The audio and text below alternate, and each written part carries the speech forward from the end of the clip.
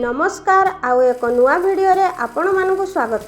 आजिर video रे आमे नै आसीछु छोट छोट पिला मानक पई 10 धाड़ी शिशु दिवस ओडिया भाषण।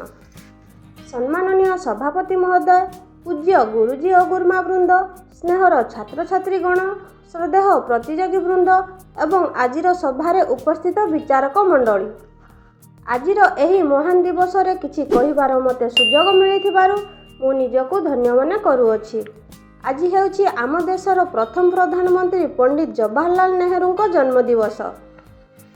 से 1889 मसीहा नवेम्बर मास 14 तारिख दिन अलाहाबाद ठारे जन्मग्रहण करथिले। पिलामानक प्रति थिबा प्रेम एवं स्नेह पाई तांको जन्मदिन को शिशु दिवस रूपे पालन करा जाय।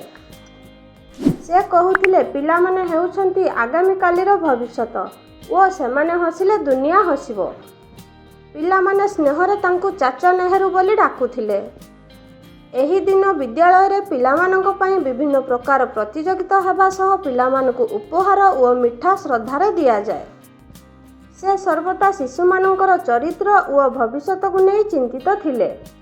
1964 मसीहा मे 27 तारिख रे तांकर देहांत होइथिला। शेषरे मु सही महान व्यक्तिर पाद पद्म रे प्रणाम जणाई मोर वक्तव्य शेष करूछि।